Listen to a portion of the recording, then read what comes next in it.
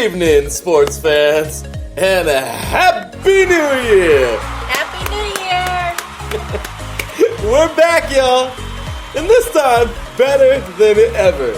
Ladies and gentlemen, before I even throw myself into this, as I always love to do, introduce my beautiful fiance, soon-to-be wife this year. One more time, we're gonna hand clap this year, the lovely, my gorgeous, amazing woman, Cecilia. Hey, baby, how's it going today? Hi. It's a new year.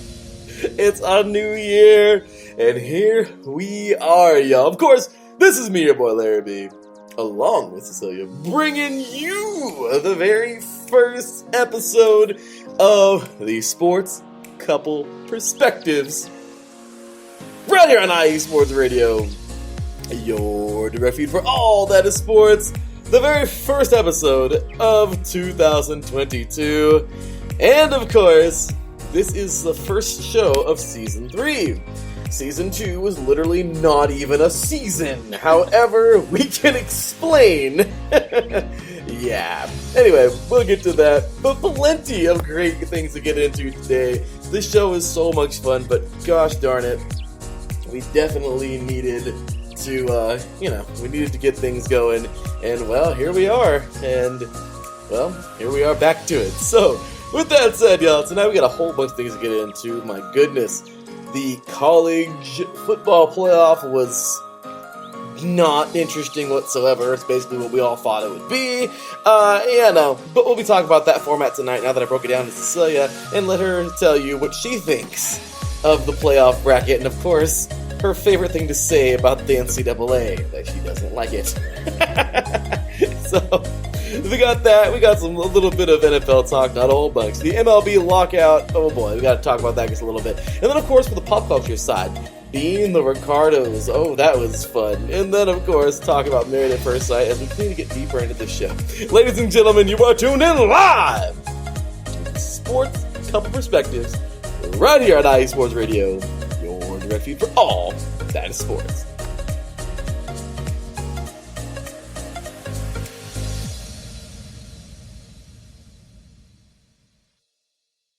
Welcome, sports fans. Well, here we are yet again.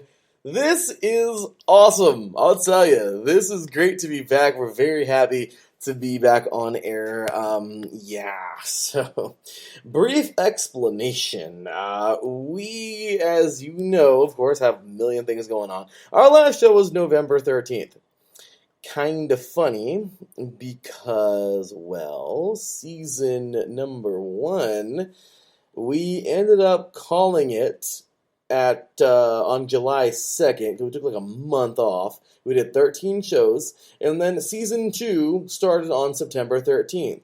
Well, kind of funny, season 2 only had 5 episodes. It was very short-lived.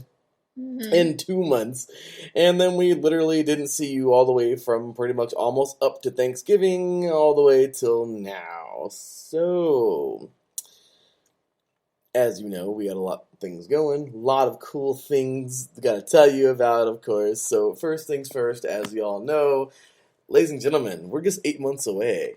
Cecilia is about to get her bachelor's, y'all. She's starting her BA. And she has nothing to say about it. I thought she was going to say something about it. I was excited. I really was. And now she's just...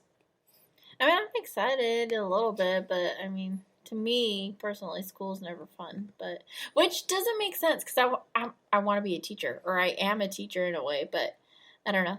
It doesn't make sense to me, but it's okay. Yeah, 0 cents. Just kidding, but I just think it's funny because that's I should be a little excited. I personally just don't like doing the schoolwork, but giving schoolwork to other kids is fine.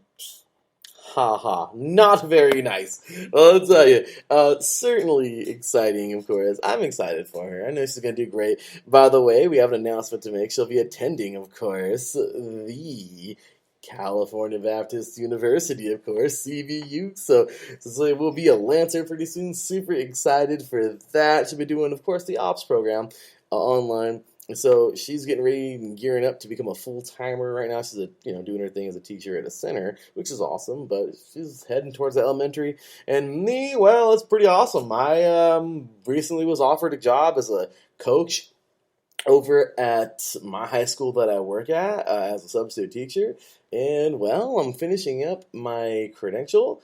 I'll be finishing in the summertime. Got to pass the C-sets and all that fun stuff. But, I'm that much closer and looking forward to the internship, of course, which is just basically a starting teacher. I am super excited for that journey. So, ready to coach and do all these awesome things. And, yeah, for a while there, Celia and I, we thought it would be cool for me to get a second job. I talked her into it, but trying to build it up, making it seem like it would work out for us. However, yeah. How about that second job, babe? Sorry, excuse me. It was crazy. It made our schedules a whole lot crazier, and but yeah, it didn't do much for us. And that too didn't really do much for us. Yeah, it was like the the risk of sanity and stress and just literally just everything we were doing. It was nowhere near the reward of money because it just made us more tiring too, or tired. It really did. It was just way too much crap to deal with. And so, much better off not doing that now. And, well, gave it a try, had fun with it. But, being a personal trainer at night was fun, but definitely just not worth the pay, at least. You got to be, like, all over it to make good money, which I totally understand that. But, yeah, nowhere near where I need to be. But it's all good, or we needed to be, but it's all good. So anyway, all these great things, finishing my credential, second master's is to follow. We'll get 5 more classes after this credential, so really excited. Cecilia and I are doing big things and gets excited, but we finally got it all tamed down after the new year. Really cool Thanksgiving and Christmas, gotta say. This is our first Christmas and Thanksgiving hosting both, wow, that sounded redundant, but this is our first time, of course, in our new apartment we got earlier this year in May. We hosted both Thanksgiving and Christmas this year, babe. Yay! That was a lot of fun. Right? Small family, but it was awesome. I definitely enjoyed it. I thought it was great. Yeah, it was really good. It was fun. So it was. So let's take a look at the chat room real quick, man. Sharon says, good evening. Hey, good evening to you, good sir. Question, how long does a season need to be called a season? It feels like season 2 was just yesterday. Yeah, Taryn, with our teeny little season, it was not very fun. It was fun doing it, but man, those 2 months, it gets crazy. We did 5 shows in 2 months because, yeah... It's a lot, you guys. Taryn says here, oh boy, yep. Yeah, this is kind of funny.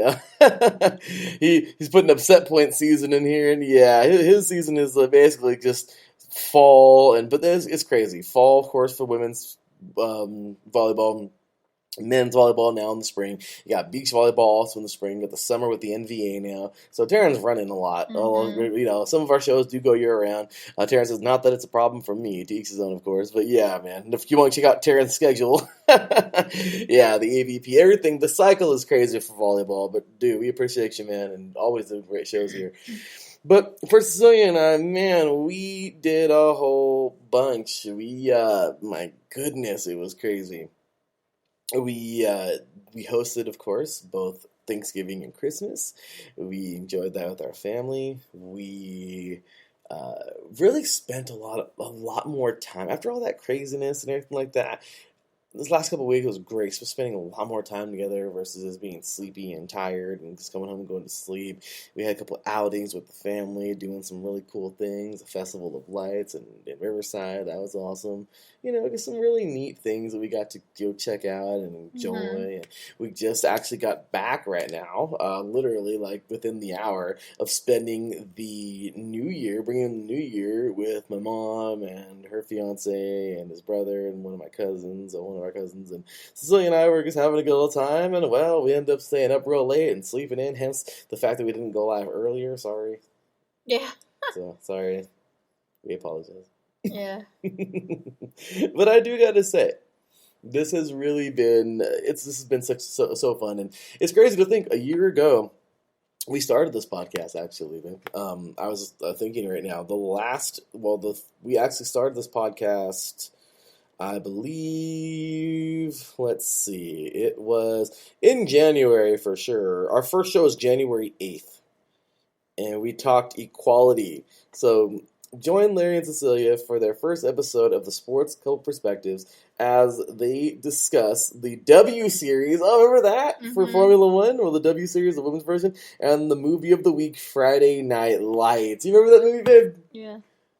Well, that was fun, and we went a long way from there. We were pretty consistent for a while, and then we just fell off, of course. Like I said, we moved in, we got all that going on for the summer, working. Football this year had no business even playing, because it wasn't even in great shape, and it was awesome. Then we got to meet Taryn in person. That was pretty cool. Yeah, that was cool. I guess all these things we got to do this year. But yeah, so our last year, our 2021 was pretty crazy. But here we are now, babe, in 2022, and, well, we rang in our second New Year together, and yeah, it's pretty awesome. So, but we're ready to really buckle down on this show and deliver it to you and get back to what you, the listeners, really enjoyed. We enjoyed talking with you, and now we're happy. We're going to be doing it next week. Well, just to let you guys know, the usual podcast is going to be at 1 p.m. on Saturdays, 1 p.m. Pacific Standard Time. 4 p.m. Eastern. And next week, we're going to have game night. So next week, we'll probably run... Well, I think it's only right to call it game night when it's a little later. Just kidding. No, I would like to go later on in the day. But, we'll just call it game night, I guess, and still be live, like during the day. But game day, I guess you can call it. Game day. But we'll be playing some games next week, so a chance for y'all to play along with us and enjoy it. I know it was pretty popular in the iSports Radio chat room when we put that, but Taryn says, yep, I needed to make that a goal to meet you in person, and it was 100% worth it. Same here, brother. Say, to meet you was great. And there you go, Taryn, game show. Hey, it's a game show next week. Hey, I like that. Good stuff, Taryn. So, anyways, and I like that too, because it's early on in the day and everybody can play. Everybody from the East Coast, of course. Right now it's 10:17 over there on the East Coast and 7:17 here. Yeah, so it's a little different.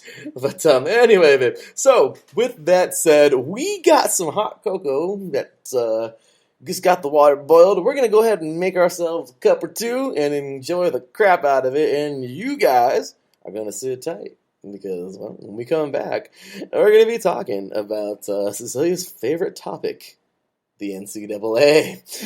When we return, you're listening to the Sports Couple Perspectives right here on iSports Radio, your direct feed for all that is sports. We'll be right back after this.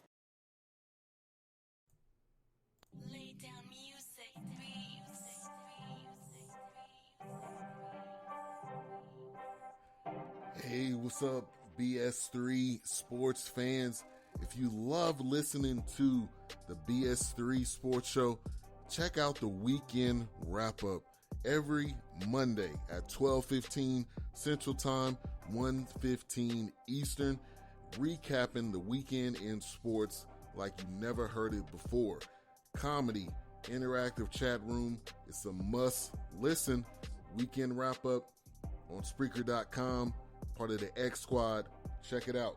You won't be disappointed.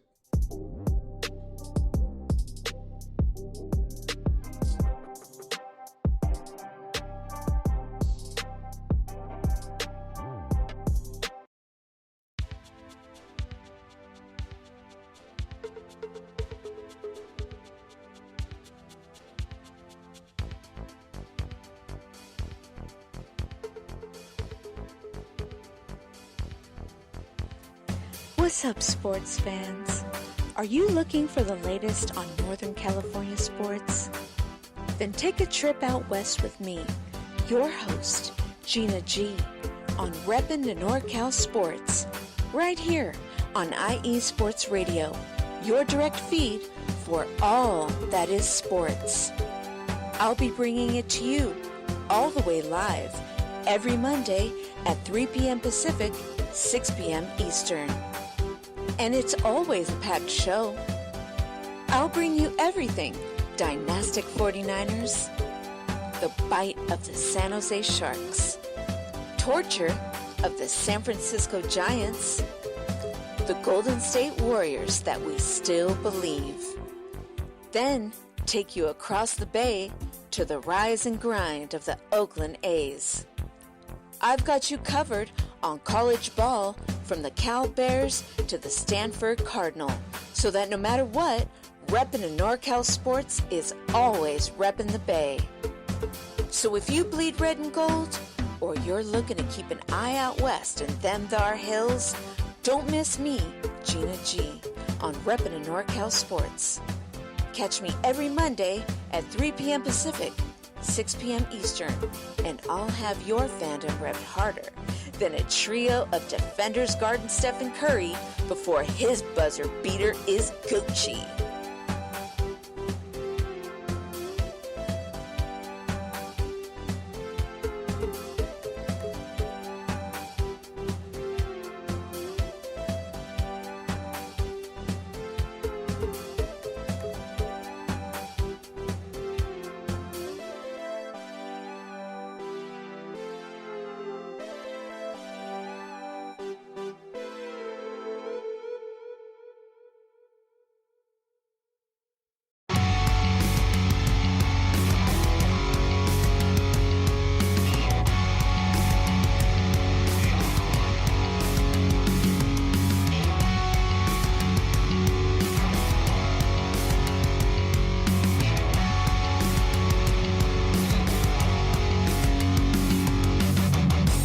Shores of the Puget Sound to the rushing waters of the Columbia River, stretching across the Great Cascades, and on IE Sports Radio lives the Northwest Territory Sports Show, hosted by me, Brad Buckingham. On this show, I cover all the great collegiate and professional sport teams that we have here in the Pacific Northwest. Of course, I'm talking about the Seattle Seahawks, Seattle Mariners, Sounders, and even the Seattle Kraken. But I can't forget all of that is good in Oregon either. I got the Trailblazers, the Oregon Ducks, the Beavers, even the Timbers, and much, much more. You can listen to the show every Sunday from 3 to 4 p.m. Eastern, noon to 1 p.m. Pacific on IE Sports Radio, your direct feed for all that is sports. That is right, ladies and gentlemen. IE Sports Radio, your direct feed for all that is sports. We thank you so very much for tuning in here tonight. Oh, it's going to be fun. We have so much to get into. And yeah, we got Beantown Brandon in the house. Oh boy, babe, it's game show day. Game show day, sorry, is definitely a popular one with Brandon, by the way, inside the IE Sports Radio chat room. And as you can see, he wants to play a game show. So, as we announced, next week, Beantown Brandon will be having our game show. And we'll have a game for you guys to play, maybe a few. And we'll enjoy it with y'all. It's going to be a lot of fun, so we appreciate you. And yeah, I don't even know the game yet, but we're going to enjoy it. We're going to have some fun. So, Cecilia and I just got our hot cocoa ready. We got it all nice and settled in. Nice colder. I won't say cold, but it's a colder. Cecilia would she can totally disagree that it's not a cold night, or that it is a cold night. No, it is a cold night. To me, it is. I'm a cold-ish night. I don't think it's that cold. It's not that cold, but it's cold. So we got the heater on. We got hot cocoa, and me, I'm over here burning, but it's okay. Just kidding. Sorry, you know, you do what you do for your wife. You know what I mean? You do what you gotta do. So, yep, well, I make him suffer. As long as she's comfortable. I'm over here losing pounds. Yep. I'm in the sauna right now. Sorry, can't hurt. But anyway, so like I said, we're really excited. We got so many great things going on. We got our little workout schedule now that we're following. Of course, I got to get up and do my early morning workouts. So always great stuff there. But with that said, let's get into some sports talk. So we thank you very much for Mr. Taryn Rodriguez and Mr. Beantown Brandon up inside the chat room here tonight.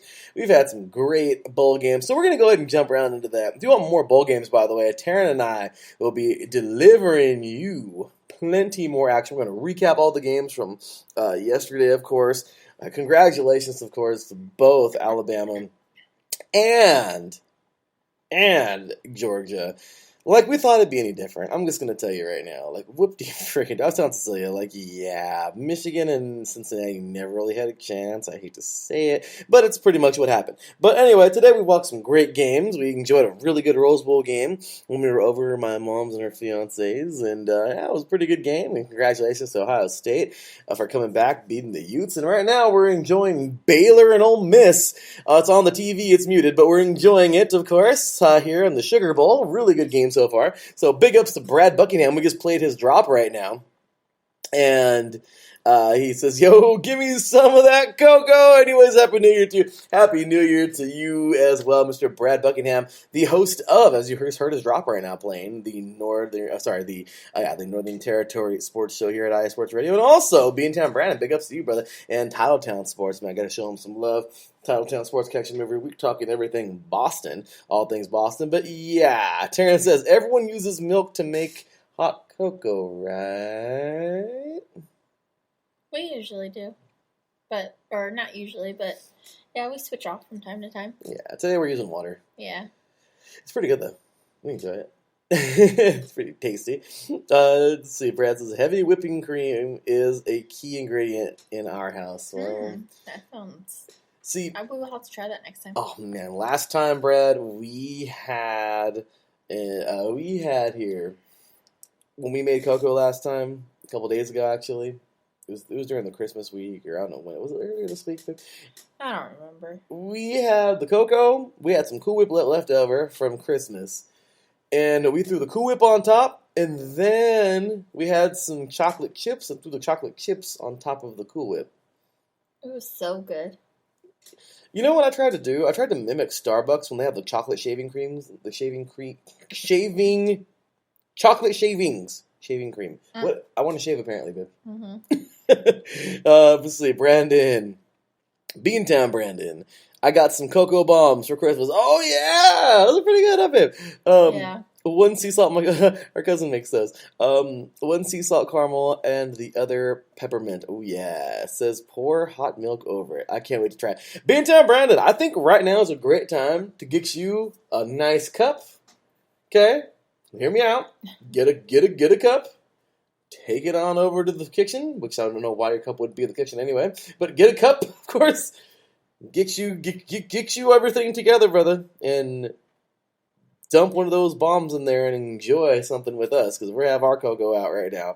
So, yeah, enjoy. I hope all of you are enjoying something right now, listening to us here. Terrence says, I'm more of a milk in hot cocoa type of guy. Well, I agree. It's pretty good. I like them both, though. We enjoy both. But so with that said, last night on the drive over to see my mom and her fiance and our cousin and my mom's fiance's brother had a really cool New Year over there at their apartment.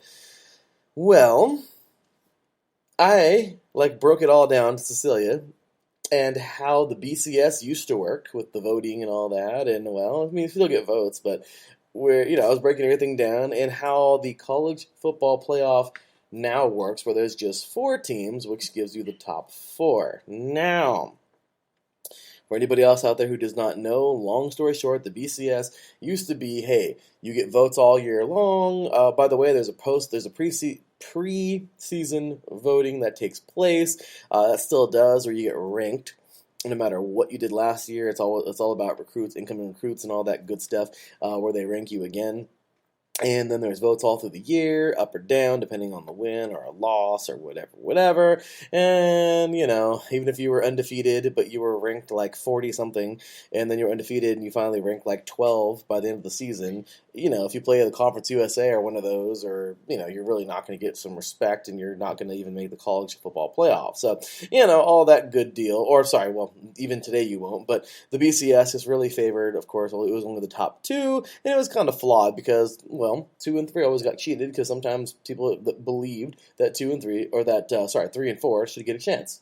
Well, now 3 and 4 are getting a chance, because we have the college football playoff. Hence, what we just had yesterday on New Year's Eve, where Alabama obliterated Cincinnati and Georgia stepped on Michigan, which is kind of funny because, well, here we go again.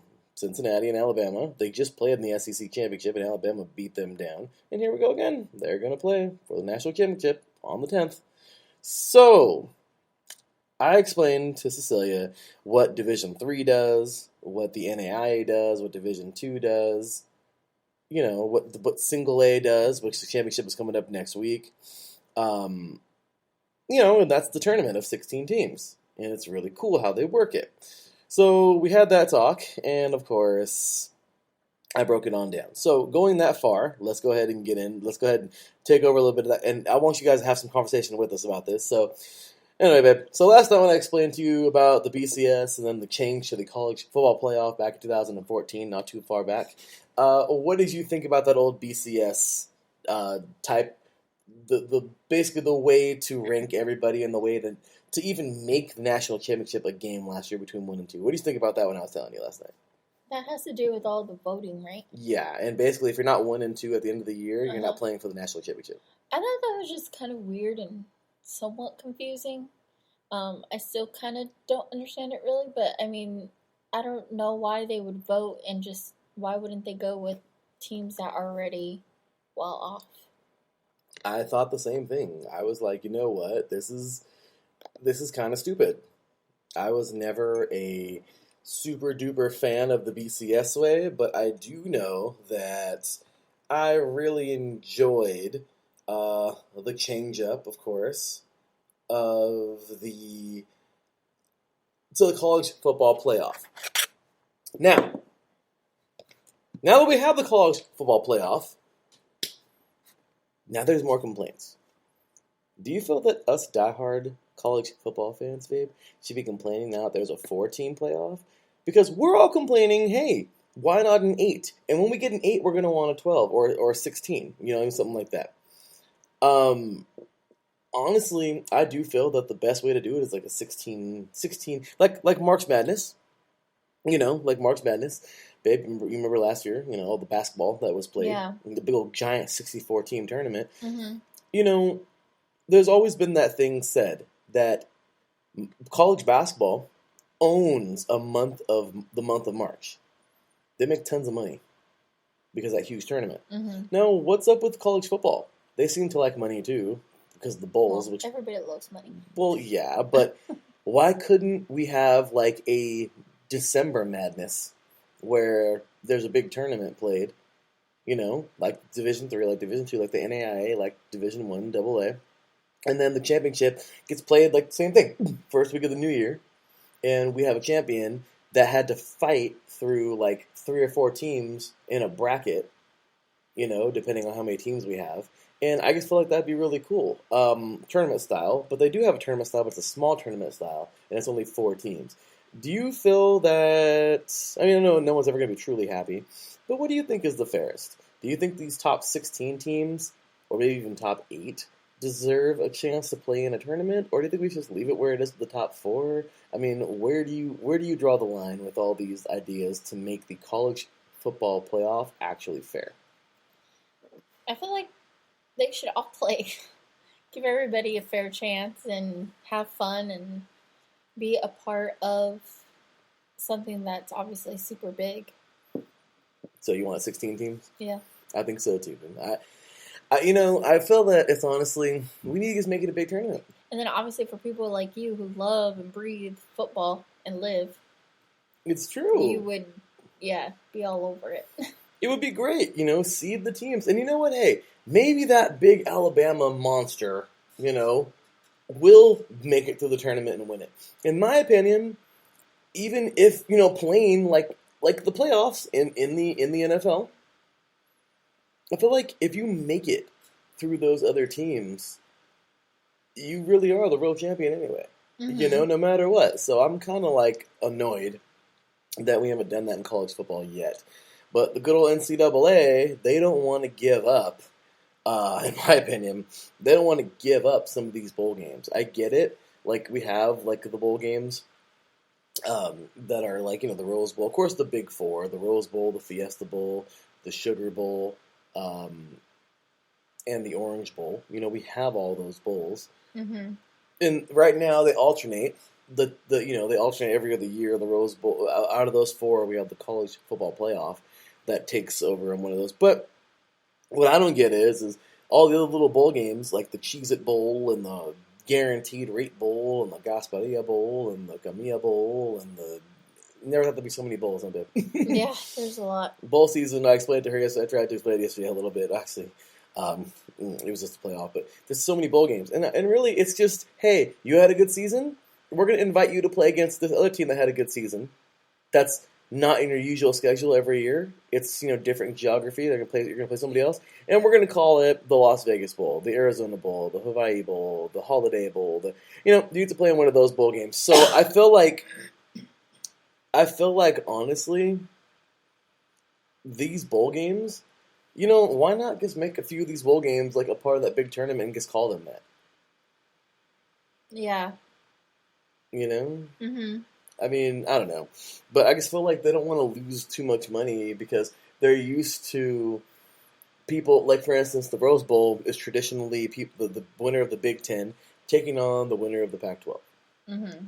So I feel like, what, are they trying not to lose those people from coming to the Rose Bowl every year? What, if you think somebody else makes the playoff, they're not going to go to the, you know what I mean? Like, if it's a non-Big Ten or Pac-12 team, do you think those fans aren't going to make their way over there if it's somebody from another conference? Like, yeah, they probably have that fear, like, just because they're not bigger or something, that... What do you mean? Like, how you're saying, like, from a different conference. Yeah, if a Conference USA team goes to the Rose Bowl or something, oh no. Like, how stupid. In my opinion, those teams they made it, and all of their fans are going to travel. Yeah. People move from they come from the Big Ten. The Big Ten is in the Midwest, babe. Mm-hmm. So the Rose Bowl is played here in LA. It's like you're telling me those people from Wisconsin and Iowa and whoever plays in the Rose Bowl, they make their way out here every year. Yeah. So it's like, why would they not for like another conference? It's probably a risk that they're not willing to take, obviously. I think they're it's stupid. too scared. But, I mean, they should take that risk. I mean, you never know. At least try it once, just to say that you have tried it and see if it... Well, they have. Oh, they have? Because... And it's been a fail? Okay, because so what we watched yesterday, the college football playoff. Mm-hmm. Remember I told you the Big Four? The Rose, the Orange, the Sugar, and the Fiesta? Those are the Big Four. Mm-hmm. Well, every year now, in the college football playoff, they name two of those four bowl games are the college football playoff games now. So, like yesterday, for instance, like the Rose Bowl next year, it'll be back in the college football playoff. So it won't be the Pac-12 winner and the Big Ten winner. It'll be whoever's in the college football playoff. But they're top teams. That's a playoff game, and it's going to be between 1, 2, 3, or 4. And then that's it. So they have tried it, but at the same exact time, they have it when it's been non-Big 12 or Big 10 and Pac-12 teams. It's one of the top 4. It's 2 of the top 4 teams in the country. So of course people are going to make it out here. Yeah. But I think it's dumb though because it's true. What, I guess because there's a American Athletic Conference winner or a Conference USA that aren't one of the Power 5 conferences because they feel they're going to lose money because their fans don't travel or something. That is really stupid. Yeah. They should just do it. And see the fan base grow and everything like that. I mean, who doesn't like football? It's true. I mean, it's America's favorite sport or something that's like that. baseball. I don't know how. But it's that baseball is America's favorite pastime. Well, I don't know. It seems like all you hear is football. Even before you and I started dating, all I heard was football, football, football. So, I mean, I don't know. Yeah, that is kind of weird. Well, there you go. But yeah, I feel like the Rose Bowl and all these bowl games make them all a part of this big tournament. And who cares if you're not getting the original Big 10 or Pac-12 fans that have historically come over for these games? Why not? Why not? And yeah, I see you, Taryn. Expand the bracket to at least 8. I'm gonna say 16, dude. I'm not for the 8. I want more because I want to see teams like UCF run the table because they're that good and because they're riding momentum. I mean, I really think so. So yeah, Taryn says, what was I thinking picking Michigan? They straight up laid an egg. Michigan fell apart, and they lost to a much better football team. Being Tom Brandon, I'm throwing this out there. He wants clam chowder. Oh boy, those New Englanders, babe. They're something else. Hey, we're on the West Coast. Clam chowder is good. Now, I gotta ask you this. I think this is awesome how they both do it. Now, I'm just gonna say, I know Being Tom Brandon has a big giant bowl of white clam chowder, the New England version.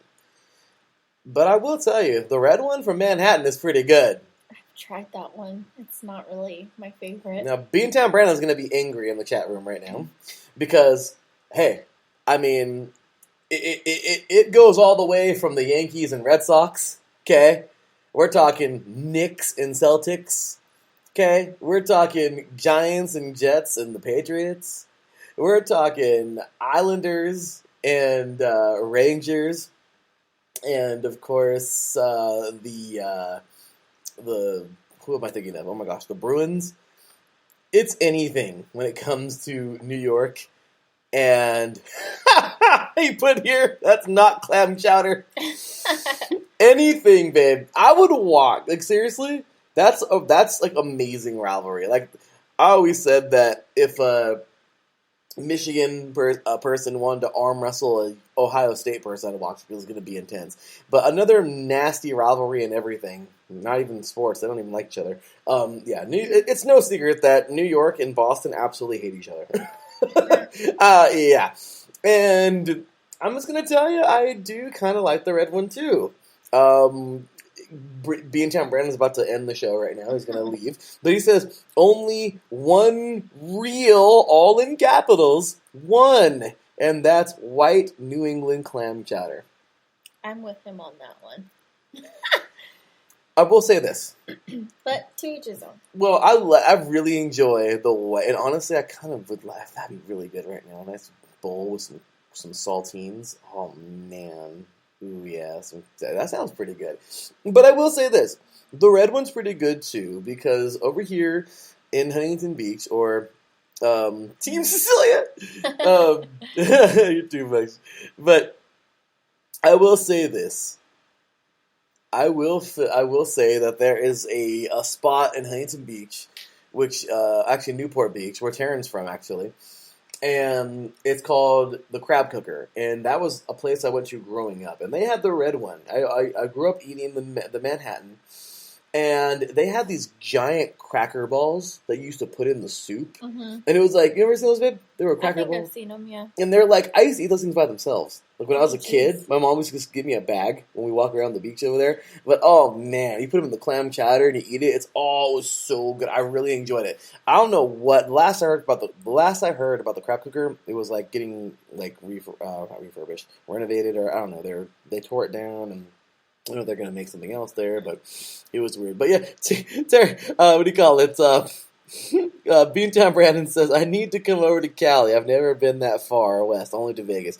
Dude, you're literally 4 hours away from Cali. I mean, not that far. Well, at least not from Cali, but from the Inland Empire or from Orange County or LA. I guess it depends on where you want to go. Yeah, if you go to Blythe, I mean, it's right there. Borderline, it's like not too far. But yeah, you come into the cities. But man, awesome stuff there, Beantown Brandon. But yeah, man. And Darren says you're not coming from a fan, of course. And I believe that's, coming from he talked about his comment for the bracket of 8. But with that said, I do want to go ahead and, just say that I feel that we really need to expand that playoff bracket. And, yeah. So, if we do that, there we go. We're solid. But that's how I feel about it. You see how Cecilia feels about this bracket. But, yeah, the NCAA... I just want to throw this out there. The NCAA is annoying. I think you can agree with me. Yeah, it is. And it's annoying. It's very annoying. Personally, I seen one time that somewhere, I don't know if it was a comment on Twitter or somewhere, whatever, but it's true. If the NCAA was any other company, they'd be like fined and thrown in jail for the crap they do. Like not paying, and you know what I mean. Mm-hmm. Like it's taking. I don't know. I feel like they take full advantage of these athletes in a lot of ways. They don't let them get help. They call it illegal benefits, even if they're starving. Yeah. I mean, seriously, like, I don't know. And this is just one more thing, this playoff system that is very flawed and annoying, that just annoys me about the NCAA. So, it's kind of funny because we actually saw I thought this was pretty funny. A couple days ago, of course, and I wanted to bring this up to you. A couple days ago, remember we talked about the Holiday Bowl, how UCLA pulled out? Yeah. Okay, now Taryn and I talked about that on 3 and Out College Edition a few days ago. What do you think should happen then? For all this COVID craziness going on? If a team pulls out, like, within 5 hours, how would you feel? You know, all the way, we go all the way across the country to go see a game. We get a hotel, we get checked in, and just when we're leaving the hotel, we heard the game is canceled. We're over 3,000 miles away from home. We spent all that money on the flight. We have a hotel. We just got settled in. We're heading to the game, or we're getting close to head out to the game, and the freaking game is canceled. And now, what? We're not going to be reimbursed any of that money, or any of that nonsense and all that time. Some of these people spent Christmas traveling over here, man. You can't give time back, and I felt that it was unfair. I know both teams went to SeaWorld, which is great.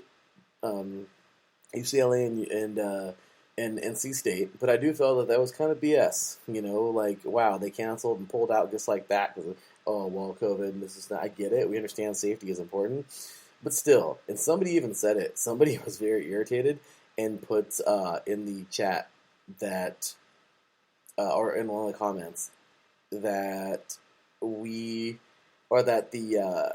the schools should, like, if they do that, should be fined and banned from bowl season for 1 year, the very next year. And it was getting pretty crazy, like, seeing these fans and everything in there. What do you really think about this? Do you think this is taking it way too far? I mean, it's really not the team's fault, but who's making the decision? The athletic director, who pulled the plug on it? You know what I mean? Like, what do you think about that whole situation? Well, did one of the teams have COVID or anything? I mean, there was... Or they just pulled out just because of COVID being, what is it? Apparently they lost a few players. Oh, okay. Because of COVID on the COVID list, and then they just pulled out of the game altogether after that. I mean, I don't blame them in a way because, I mean, obviously COVID is, it makes people really sick. It's a really bad virus that's hard to fight. But, I mean, yeah, I forgot where I was going to go with that. But,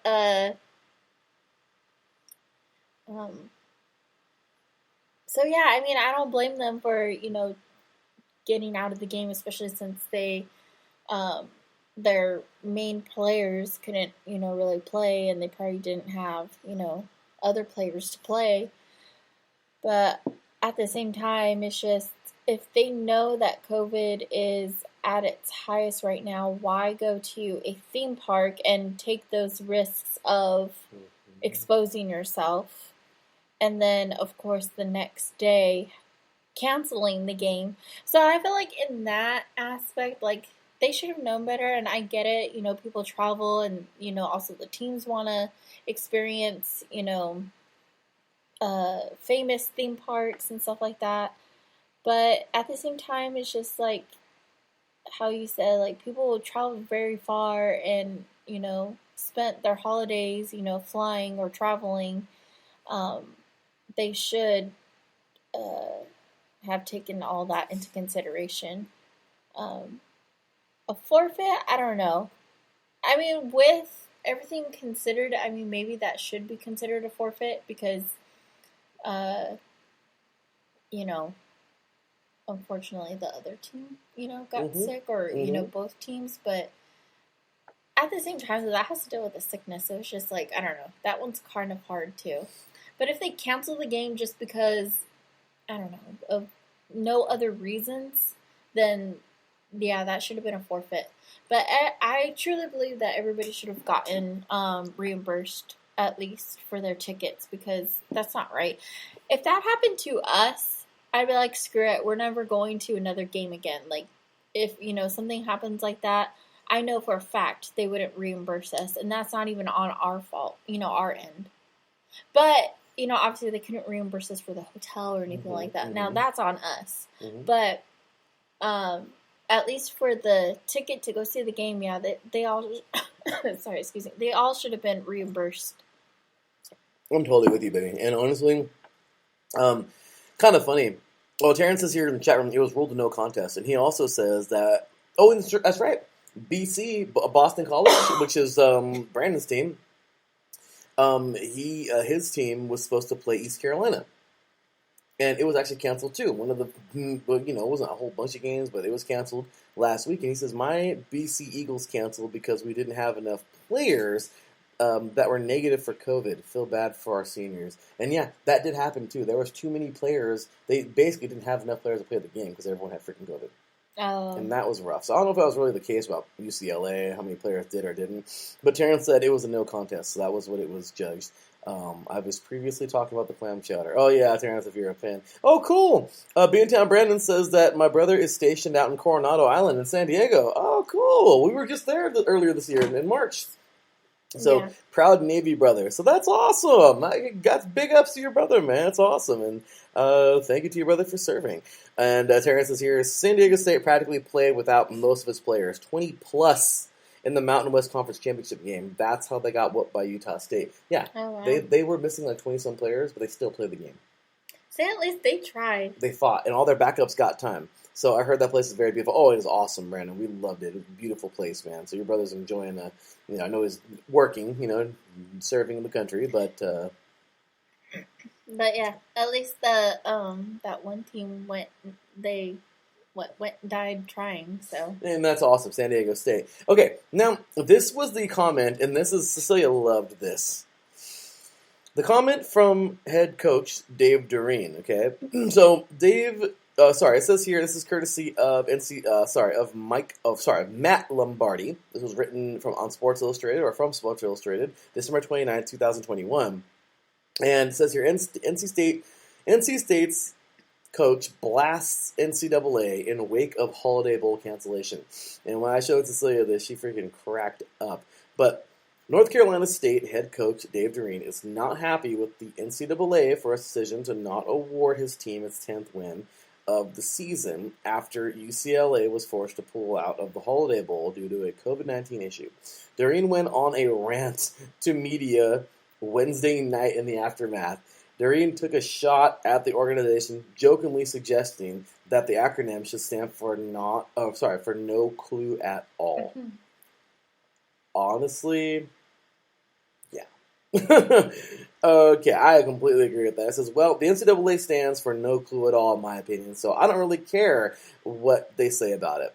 But our guys, like I said, we took a roster of guys down there with zero COVID issues, practiced every day, and did everything right, and didn't get a chance to play the game. As far as I'm concerned, we did beat them. They couldn't even get to the field, So you can say whatever you want, but if look at the college football playoff definition of what's going on what's going to happen if that happens in one of their games, like ones we saw on New Year's Eve, that team is forfeiting. So I feel like if we're following the same guidelines, that those bowl games are going to follow, and I completely agree.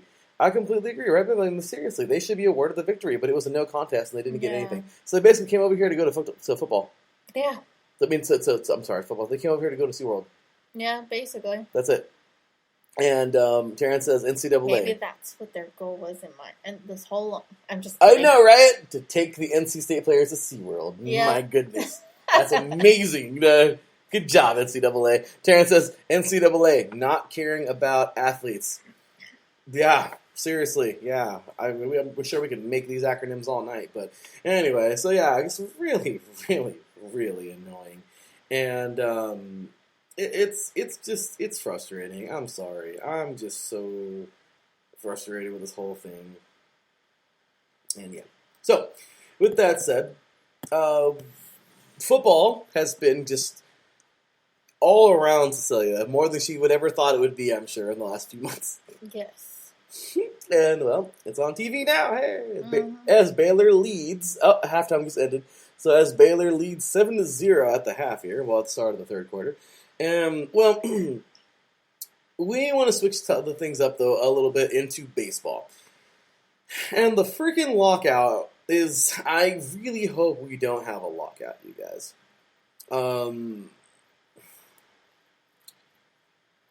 there is so much nonsense going on between contracts, between,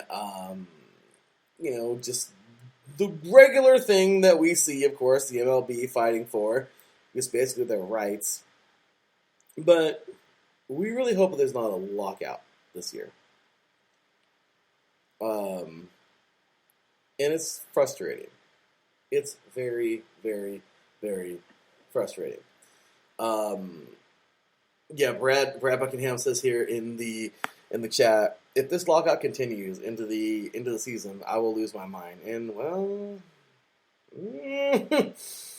might happen. Just saying, it's frustrating. And there's a lot of issues. But there's one issue that I'm just really, I don't know if it's one of the forefront issues, because the MLB does this all the time. Okay? But I gotta point this issue out. Okay? And this pisses me off, because we have a local team here. We have a local team here that we are fans of, and we really enjoy this team. And that is the Lake Elsinore Storm. They are an affiliate of the San Diego Padres, and they're a great team. They're they are a single A advanced team, and we really love seeing our Storm. Those are fun games, aren't they? Yeah, I like going there. Same here. They're a lot of fun. They're awesome, and they're so much fun to enjoy. There's not a bad seat in the house. There's a restaurant, the Diamond, that we still got to go to. We're going to get our jerseys this year and wear them to games. We got our shirts that we wrap. I mean, it's just a great place. Now, there's an issue in baseball, and I hope that this issue is being addressed. Alexander Gaines and myself talked about this a couple weeks ago. Alex, of course, one of my best friends, great guy. And this is annoying, because we were looking it up a couple days ago, and my soon-to-be two brother-in-laws we were talking about the freaking salary of minor league players. And I remember a couple of years ago seeing, actually, probably a little more than that, but within the last 8 years. And I remember seeing that some of these players were asking, or it was a thing to sponsor a Storm player and have them sleep at your house because they pretty much need a place to stay. Then you find out the MLB doesn't really pay hardly anything for these minor league players. And then you find out what they make. I just Googled this. Of course, I Googled it a couple weeks ago, or I think it was last week of Christmas. But this is disgusting. So, when you look at, and I need to find it real quick, but the freaking salary is a joke. Okay. For a whole season, these guys make hardly anything. Okay. I'm reading right here. MLB raised salaries. And it's from ESPN. MLB raised salaries for minor leaguers 38% to 72% for the 2021 season. Weekly pay went from $290 to $400 at rookie and short season levels, from $290 to $500 at Class A, from $350 to $600 at Double A, and from $450 to $700 at Triple A. Okay, well that's actually not too bad, but the higher you go, of course, the more money you make. Mm-hmm.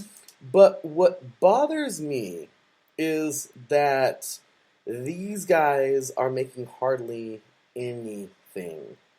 Okay? This is what I was looking at last time. Okay? So I also Googled this, and this is on ESPN. In 2021, most minor leaguers will make between $8,000 and $14,000 from April to October, according to Uniform Player Contract, or to the Uniform Player Contract. The U.S. Federal Poverty Guideline for one person in most states is $12,880 in annual income. This is ridiculous. They're beneath the poverty line. Dang. And these guys are playing baseball, quote unquote, professionally, mm-hmm. because it's a lower level. Let's break this down. minimum, if you're making $8,000 a year, divide that by 12, you're making, wait, that's a scary number, but you're making freaking almost $700 a month. That's what you're making. Wow. And if you're making $14,000 a year off of baseball, you're making, that's nice, 11, almost $1,200 a month. But it's funny because that's not even it. I mean, that's just, monthly, of course. Yeah. But that's just for during the season. Mm-hmm. So these guys have to have other jobs and other things going on. I'm really irritated that I'm hoping this is one of the major issues that are brought up in this lockout because, when they have lockouts about pretty much everything and salaries and all these things. But what do you think? Are you surprised hearing these numbers, what these guys make? Actually, yeah, I am. Just because they're not, the bigger leagues or whatnot. You're talking about the farm, right? The farm. Yeah. Yeah. I mean, they still give time. They still have to do practice. They still, have to obviously play the games. And I mean, when we went, I feel like the stadium it wasn't packed. I mean, it wasn't at capacity, but I mean, there were still a lot of people going. So I mean, yeah, the tickets are cheaper, but still, it's just like they should so totally pay them more than what they're worth. It makes it only fair. Like they're wanting to make this. I mean, they're on that path of making a career because obviously they've made it this far on the farm team. So at least they should be making maybe not as much as the MLB players because obviously they're the main teams or the main sport. But I mean, people go and see these the farm teams too, and to be honest, I feel like I have more fun with the farm team than, or at least seeing what's that team again? The Storm. I had more fun seeing the Storm play than go to a Dodger game. I mean, not like saying that I never had fun at a Dodger game or anything like that, but knowing that these guys, are wanting to make it to the big leagues, it makes it even better, I guess you would say. It does. Has a story to go with it. All these wonderful things. But it's really sad. Brad Buckingham here, the host of the Northwest Territory Sports Show here on iSports Radio, says that this is just a small example of why there is a lockout. Owners' profit has grown almost exponentially. Seriously, since the last decade. Seriously?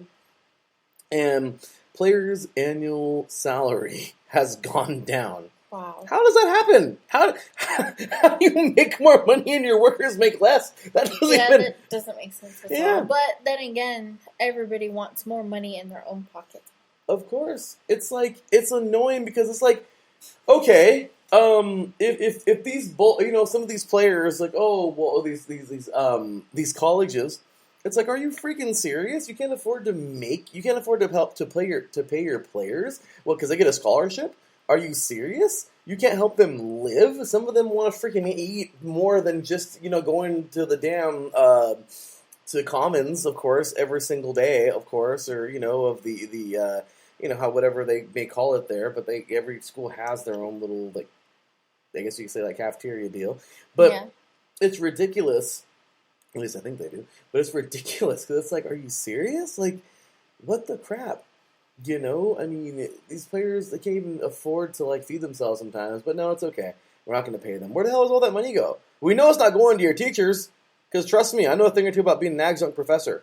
Okay? You know what I mean? Like, yeah, we know you're not paying your teachers. We know damn well you're not paying your teachers because we only have a few staff members that are actually full-timers and the rest of them are all adjuncts. And you can't afford, for some reason, you can't afford to pay your athletes. So where in the hell is that money going?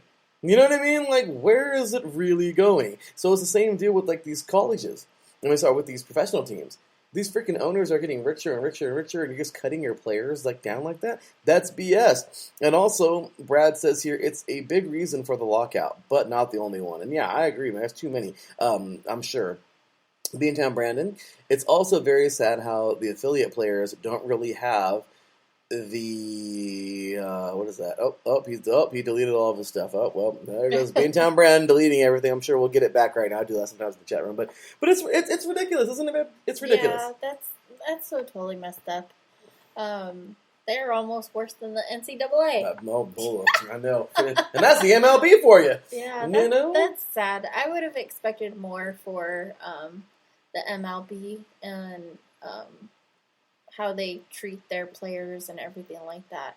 I mean, if it wasn't for these players, they wouldn't have a name. They wouldn't have a team. They wouldn't have baseball. So it's just they need to treat their players with more respect, and they need to see it from their shoes. But obviously, the higher-ups will never see, or not see, but they'll never know how it feels to be in their players' shoes because they've never had to do it. So Agreed. Terrence says MLB needs to get its you-know-what together. It's annoying. Brandon says, I was shocked to see how bad our affiliate players don't get taken care of and sleep in such horrible conditions. I was shocked when I saw a documentary on that. Plus, they don't get paid what they're worth. This is ridiculous. It seems like they don't. They don't. Look at this. Okay, let me read this. Real quick. I found another thing. Here, babe. Check this out. This is from sportingnews.com.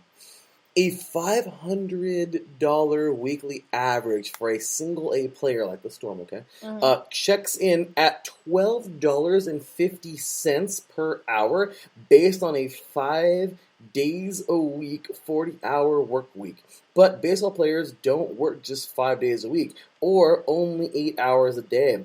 Every week includes at least 6 days of games, with 7 most weeks. They're making... Can you believe this? They're making $12.50 an hour. How does that? That's less than minimum wage. Yeah, people at McDonald's, because McDonald's, they cried and cried. I'm sorry. I am so sorry. I'm just gonna be hated by everybody right now, but. Y'all need to knock this off about crying about minimum wage and all that. We all got to do the dirt jobs. All right? So, yeah. That's ridiculous. Ooh, I'm mad. Sorry. Yeah. I'm sorry. McDonald's is making more, or McDonald's employees are making more than what a professional player is making. So. Wow, that's saying something. So, a kid that works at McDonald's, flipping burgers. They're better off just working there. They're at McDonald's, and they go to see a Storm game on a Friday night, and they take out their date, and they're enjoying themselves. How crazy is it to know that kid doing fries and flipping burgers that bought that ticket to go to the Storm is making like $3 more, basically, almost $3 more. Okay, like $2.50 more than, or something like that. Right, but making, me, I suck at math, but they're making more than a freaking player that's out there that trained hard to get there, that got drafted by a professional team, and now they're playing in a minor league for that professional team, trying to work their way up. I mean, seriously, is that, frustrating to you? It's frustrating and heartbreaking and very disappointing, because I would have never thought that, especially, I'm not a big... I'm a fan, obviously, but I'm not a diehard fan, I guess you would say. I grew up with the sport, with baseball. So, just knowing this now, I would have never thought that the MLB would treat their players in this way. It's very disappointing. Makes me not want to watch baseball anymore. Just kidding. But they need to do something about it. They need to change it. Yeah, it's frustrating. So the players are striking, basically. So they're saying that if they don't pay them more, they're not playing. Oh, this is just one thing. There's many more things. The owners going up, making more money, and even the major leaguers not making as much. Their average salary has gone down, and they're not even. And they're the ones that are making all the bucks. They're the ones that are at the top, playing for the Dodgers, the Angels, the Padres, and the owners are making more money now. And how does that work? I thought the owner makes more money, the players make more money. Well, I guess they've been working way harder than the players actually do then. They must be doing something. I get it, they own the team, but my goodness. So yeah, the players are like, screw you. If you're not going to pay us more, then guess what? You're not going to make any money either, because we're not going to play. And if we don't play, then you don't make no money. But see, it's sad though. At the same time, the owners are probably like, "Well, we'll find somebody else." Basically, there's lots of people who are wanting to play, and I get that. But still, it's just like, I don't know. These players put a lot of work and effort into the sport. So, and it's obviously a passion because they wouldn't have, they wouldn't have wanted to play the sport if, or to get this far in that sport if they didn't want to play it. I agree. And look at Brad says here, Cecilia, you ain't the only one feeling that way about the MLB, and that is why the sport is dying. ... I hope it's not dying, but that sucks to even think about that. Because are you serious? You know what I mean? Like, are you serious? Are you freaking for real? Like it's so annoying to think of what's going on. Maybe fans should start striking. And not don't watch baseball on TV or go to the games. It's frustrating, and I don't know. Yeah, no, it's true. I honestly, I don't see why that's not a bad idea. It's frustrating, and that's just the way it goes, and it's dirty, and it just really makes me mad. So anyway, with that said, y'all, that will do it for this segment. We'll take ourselves another short little break. When we get back, we're going to go into the pop culture portion. I know we're going over an hour tonight, but we owe it to you guys, man. It's been a long time. So, it's been a long time since we've done a show. So, we are going to come right on back. And what are we going to talk about? Well, we've watched a few shows recently. One of them, actually a film, Being the Ricardos. We're both big I Love Lucy fans, and pretty cool to see a completely different side. Or was it?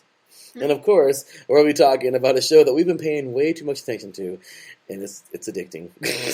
Married at First Sight. We talked about it before here on the show, but we're gonna talk more about it coming up. So you are now tuned in, of course, live to the Sports Perspectives right here on IE Sports Radio, your direct feed for all that is sports. We'll be right back after this.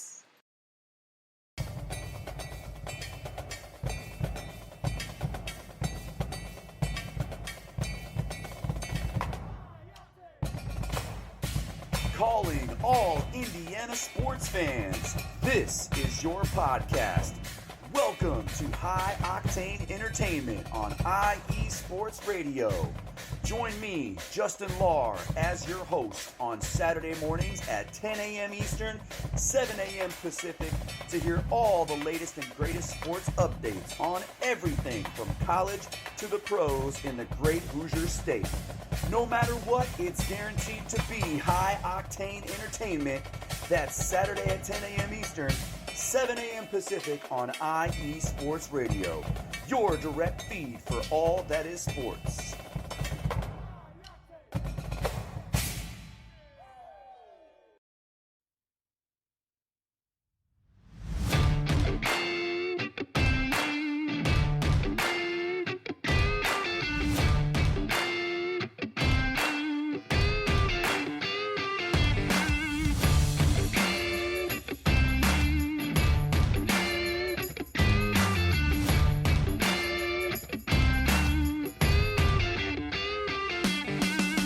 What is up, ladies and gentlemen? This is your host, Beantown Brandon from Titletown Sports, right here on the greatest, and I mean the absolute greatest podcast team right here on IESR Sports Radio. That's right. Come join me every Wednesday at 9 p.m. Eastern Standard Time, live from the greatest city on earth, Boston, Massachusetts, here to talk about all things Boston sports.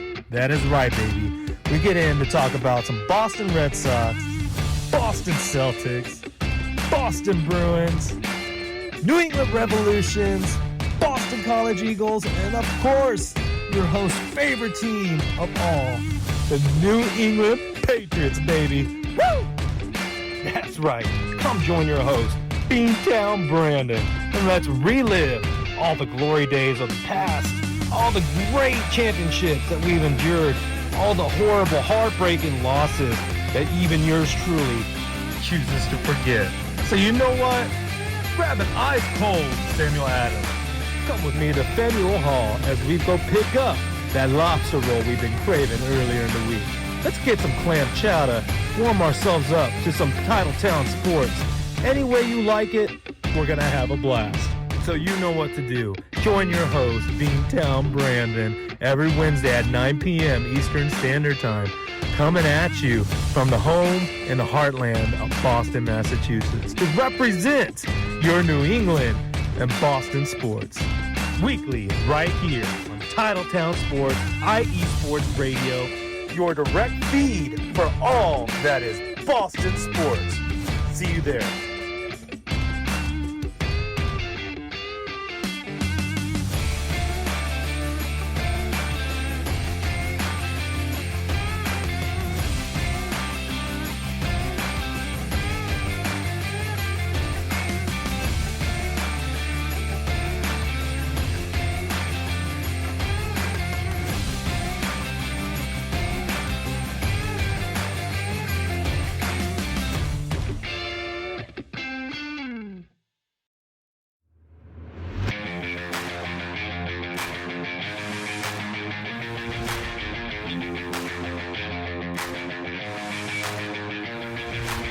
What's happening, sports fans?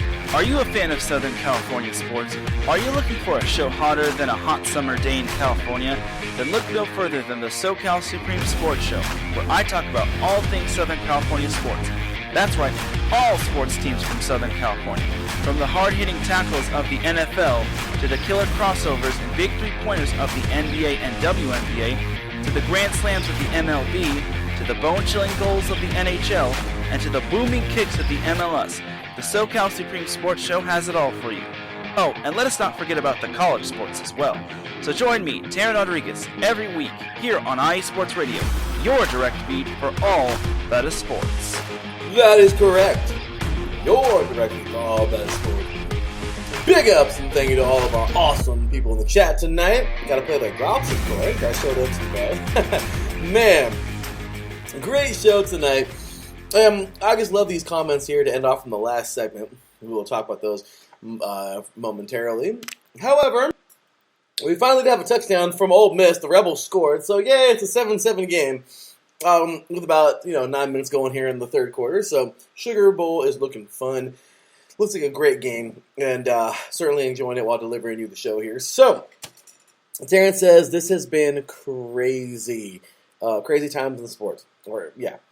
MLB is on strike, and Uncle COVID is forcing pauses and cancellations in sports. It's bonkers. Brad, Uncle COVID needs to go back to his trailer home. He can't stay with the fam anymore. Right? Yeah, get the hell out of here. Also, B-Town Brandon says, Harry Potter 20th anniversary reunion. I watched today, and it was fantastic. HBO did a great job with that, and it definitely hits you in the feels. If you grew up with those movies like I did, I highly recommend. Love hearing my Titletown sports drop. Very proud of you. Did a great job, Brandon. And I got to send these things to all you guys, man. And then Beantown Brandon says, I need to watch Being the Ricardos. Doesn't that have Nicole Kidman in it? Yes, it does. We're going to get to that momentarily. So, it's funny. I was never, and this is no diss. No diss. And Cecilia wasn't either, but this is no diss, you guys, on Harry Potter. But it's kind of funny. Cecilia and I were actually never really fans of Harry Potter growing up. Yeah, no. It just never caught my interest. Yeah, I was never really, but that's awesome they did that, though. It's really cool, and glad you enjoyed that, Beantown Brandon. But, even Terrence says, sadly, I never watched Harry Potter. I don't really watch TV outside of sports. Yeah, same here, Terrence. Well, not so much anymore, that is. Cecilia. Yeah, until he met me. Yeah. Then things have changed a little. Mm-hmm. As things have changed with me, too. I watch more football now. Think she ever has her whole than life. I've ever have in my whole entire life, so. See, you sound sad about that. She's like, every time I freaking turn around the TV has football on it, I'm sorry. Then she watches me play at my games, and I'll tell you what, though, she can tell you now what's going on in football. I can't explain it, no. I can understand it for myself, but, I caught on to the gist of it, but I don't fully understand it just yet. But, yeah. But, trying to explain to anyone, no. Sorry, I can't help you there. She does her best. Yeah. Okay. She does better than she did before of explaining the game. Yeah. So, yeah. Being Town Brandon, I love Cecilia more and more. I'm a movie TV diehard. I like to think she would be a great rival in trivia for me. Oh, no. Well, next week... Oh, no, nothing. I was just going to say thank you, Beantown Brandon. well, next week, we're going to have Game Show Day. Mm-hmm. So you can play along with us, Brandon. It's going to be fun. It's going to be fun. I'm going to start giving you toughies, man. Because I always give you the easy ones, and then you always beat me. Because I'm so nice. I try to give easy ones. At least I think they're easy. And then No. You give freaking hard ones. Anyway, go on. Next year, she'll probably beat me next week, y'all. Just so you know. So she's crazy. But with that said, you guys, very excited here to bring you tonight's show. So for the next few minutes, we'll be talking. Well, this segment is the final segment of the show. We're gonna get into these few shows. So first one, of course, being the Ricardos. Mm-hmm. This was an entire movie/documentary that focused on Lucy not being funny, but being more serious and more businesswoman-like versus being the funny, just hilarious trouble getting into type redhead that she was. Mm-hmm. And this really focused more on anything than the whole everyone thought she was a communist deal. Long story short, Lucy had an uncle that practically raised her, or that was right. That was really she was really close to. Mm-hmm. He was actually a socialist, I believe. He was a communist, proud communist, and that was the way he grew up, and he raised her or had a big part of it, and out of love for her uncle, she before she was ever even a big actress, I believe, she actually checked that out of respect for her uncle. Yeah, she had to have done that way before she was in the spotlight. Yeah. She checked the box, I guess, on her voting ballot or her party. You know what the party was, and it came out years later, and well, as they said in the beginning of the documentary, it was a scary week because, well, they had everything to lose because that show was everything. And if they would have come out and said she was a communist, the U.S. would have lost it. And she wouldn't have. I never thought that show came so close to being canceled because it was so loved. Yeah. It's incredible because in the very beginning, how one of the people doing the documentary explained that a successful show nowadays, 14, 15 million, and that's success. It's crazy to think that back then, Lucy was pulling numbers 60 million. Yeah. Which is insane. Now, are there probably a ton more channels to watch now? Yes. Are there a lot more things on TV for now versus the 50s? Yes. But at the end of the day, it's very special because some people are overlooking a lot of other things and they could be, watching whatever else. Like I said, I'm sure there wasn't very, very many more channels. But I do know that 60 million viewers around the country, that's a lot. That's a big percentage. Well, they even said, too, on a certain day, nobody would do anything. Basically, their whole cities would, close down in a way because everybody was home watching I Love Lucy. So, she had that much of an impact on everybody that they're no, we're not missing an episode. Which is pretty cool. I think it's amazing because I love it. I love watching I Love Lucy. And I thought it was amazing. Kind of crazy. They even pointed out that I Love Lucy pulled in higher numbers than Dwight D. Eisenhower's inauguration. Oh, yeah. That's pretty funny. And I forgot, I was watching a documentary one time just to get ready for this one, the week before it was going on. And it's crazy because they even said it in this documentary too. The USA liked Ike because that was the thing. I like Ike. Back in the 50s, that was the campaign. The U.S. may have liked Ike, but they loved Lucy, and that fits so well, doesn't it? Yeah. So I just really I thought that was so cool. And I really enjoyed just having that dynamic of the fact that she was so loved. But I feel like at that point, that's pretty much all there was really to love about being the Ricardos. Just the fact that it gave you a colored version, at least, of the show. Yeah. Somewhat. It put that color to it and like more like made it modern of what it looked like then. It gave you a little more background of Lucy and Desi. There was no secret that Vivian Vance and William Frawley couldn't stand each other. And that was always, in any documentary, anything, it was very well known. And then, of course, it led all the way up into, the week. And we watched on Mojo, I think watched Mojo on YouTube, like the untruths and the truths of that whole movie / documentary. And you know something? It's crazy. It was kind of out of chronological order. Not all this happened in 1 week. This happened like over a few months, I believe, like a month and a half or something like that. But realistically, you got to give them an A for effort because they did their best. They did a lot. I mean, it's a movie. You can't, know. But so they try to fit as much as they can in an hour. They did their best, maybe. Or almost 2. I think this movie was almost 2 hours. Yeah. And it's just crazy to think that, oh my goodness, the biggest thing that Cecilia and I we didn't really have an issue with, but dang it, the actors. And this is where it comes into play about Nicole Kidman and everybody. Look, Nicole Kidman did an amazing job. Yeah, she did. Because, I mean, I like her as an actress and everything like that. So, she did pretty well to try to match Lucille Ball. I mean, not two people are the same, so, and you can only get so close to a person to resemble someone, so. Absolutely. We all don't look like each other, so. Absolutely. So, it was crazy to think that the actors didn't really look like them at all.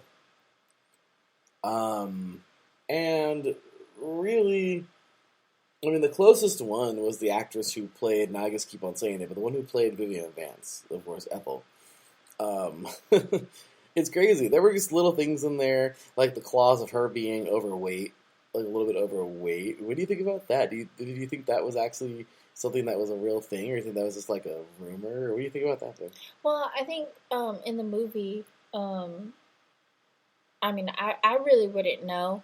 Because like I said, like, well, not like I said, but I never really knew these actors, or at least known them in depth until I saw this movie and some of the documentaries that Larry showed me on YouTube. But I guess on that one, the Mojo one that we've seen on YouTube, they said that the two, in the movie, they referred to her weight just a little bit, Vivian Vance. Mm-hmm. But in the documentary on YouTube said that, they're not sure if that was true or not. And, yeah, but I mean, I guess they did want her, even though Vivian Vance was a little bit, well, not even a little bit, a lot younger than her husband on on the show, right? I think they wanted her to, like, look like she was kind of, because they were supposed to be around the same age, I guess, in the show. Mm-hmm. So I think they wanted her to be just a little bit hefty. I'm not quite sure, though, but yeah. That was something. It was kind of crazy to see that. Another thing, too, that kind of got me was the fact that, I don't know, it was... The actors, of course, didn't really look like them. But I just felt like no one's ever used to seeing Lucy kind of so shrewd and so, like... Yeah, like, I would have never thought, like, obviously with the show, she seems so happy-go-lucky. And in real life, I wouldn't say that she wasn't like that either, but obviously no one's life is perfect. And so seeing her in a different, at least for me, knowing her on a different level, because I've never known her on anything else, or I've never seen, like I said, I've never known these actors on a deeper level of other than just watching I Love Lucy. but, just seeing a whole different side of all these characters was kind of nice to see. But, yeah, seeing Lucy, how, like, she was very, and I don't blame her, like, very nitpicky, with the details of the show, or, she was just wanting it to go one way, and making sure that the show was just, it turned out really well to get the best for her audience, and making sure that they all were having fun and getting that laughter that she was looking for. Because it's what made her go and, be happy with the show. Yeah, I mean, I get it. It's true. I mean, it's crazy to think, like, it's crazy what you said. You said that it seemed like she was probably hard to work with. Yeah, she seemed like it, but at the same time, she seemed like, if she were to, like, I don't know, like, make a rude comment towards you, I guess, I think after she had, like, calmed down, she would go back and, like, kind of apologize to you. Yeah. And it was just like, I really didn't mean it in that way, but this is what I was trying to get at. I only basically said it because of the heat of the moment. Yeah. So I respected her in that way. We saw an exchange like that with her and Vivian Vance inside this documentary. So yeah, I mean, it was crazy to see that. Especially being big Lucy fans, it was crazy to see it. It really was. Yeah, it was really good. But definitely enjoyed it. But yeah, if you guys want to give it a chance, it's on Prime. If you have it on Amazon Prime, I would recommend it, yeah. Especially if you really love that show, and you're like me who didn't really know them. In a different aspect. It's really good to watch. Yeah, it's crazy to see, all of them in a different light. But yeah, really cool. Of course, it involved Desi Arnaz is iconic when he comes out and tells everybody that, Lucy wasn't a communist and that he was chased out of his country, his home country of Cuba, by communism, and that the only thing red about her is her hair, and that's not even legitimate. That was pretty funny. But with that said, yeah. So anyway, we got a few more minutes here left in the show for tonight. We're running on an hour and a half. Final thoughts about being the Ricardos. I liked it. I would recommend it. Like I said a little bit ago, if you really liked the show, I Love Lucy, and I can't imagine nobody not liking that show. Like seriously, like you don't see anything like that nowadays. It's just clean, funny, humor and everything like that, and I highly recommend it. It's pretty fun. Yeah. I really enjoy it. So, I enjoy it as well. I recommend it as well, you guys. So, with that said, Married at First Sight. Oh. Babe, you've got us stuck on this thing. Yeah, it's a very good show. We're on season 9, I think.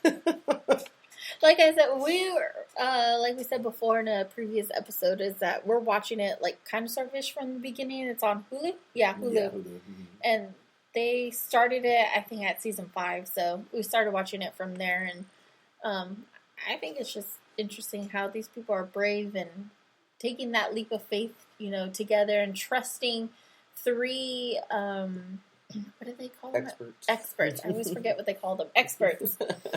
To pick the experts are basically matchmakers. Mm-hmm. And so they trust these 3 people to find them a significant other to hopefully be able to spend the rest of their lives with and create a family and grow together and everything like that. And so, yeah. It's so crazy, isn't it? Like, but I also like the show too because I feel like with some of the tips and like good information or advice, I should say, that they give to some of these couples, I feel like is good in a way. And I don't take all what they say because obviously, these couples are going through a different thing than what, Larry and I are going through because obviously we met, Yeah.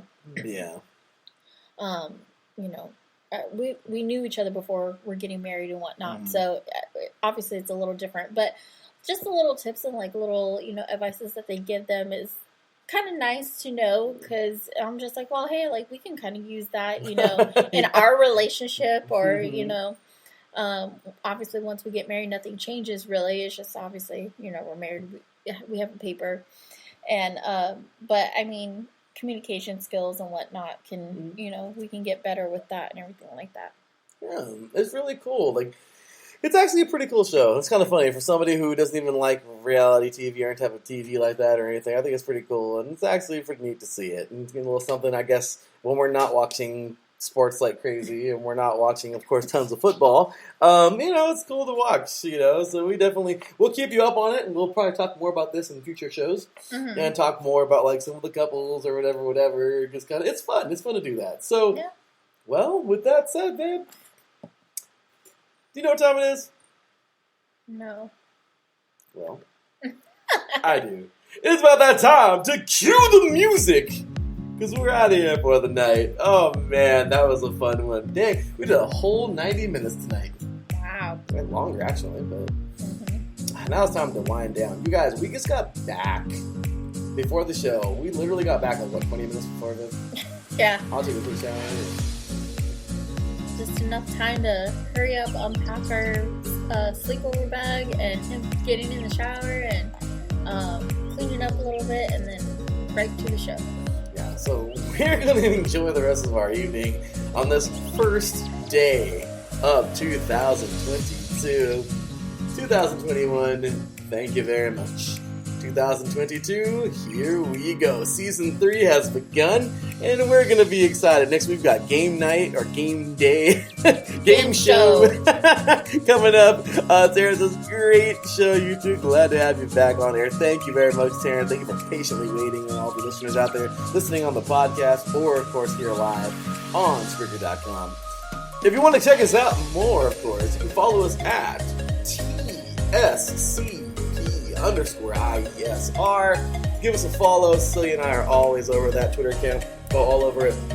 You can give the entire station a follow at IE Sports Radio on Instagram, on Twitter, and give us a like on Facebook at IE Sports Radio as well. Big ups to our sponsors, the SoCal Warriors, semi-pro football team, of course, team I play for. Show love at SoCal Warriors on Twitter, Southern California _Warriors on Instagram, and of course at Southern California Warriors on Facebook. Big ups to, you can hear our kitty. Even our kitty wants to join in this exit right here, this outro, of course, our kitty Blue over here. She's like, all right, off the show, come pay attention to me. So, we love our little blue person. She's so cute. With a little dress on. She's too nice. But she even went with us on vacation. What was a vacation? She even went with us on our little overnighter. That was pretty fun, huh? But anyway, Kit Freeman is the man. And make sure to follow, well, of course, to get your background checks done by a professional business, background checks only for your businesses. Kit Freeman is the man to do it at www.bcint.com. Also, give him a follow on Facebook at Background Check International BCI.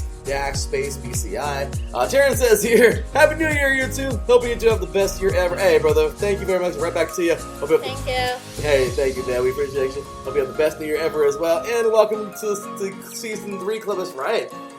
Set Point is in Season 3, so thank you, brother, for that. And the introduction. With that said, you guys, big ups to our sponsors once again.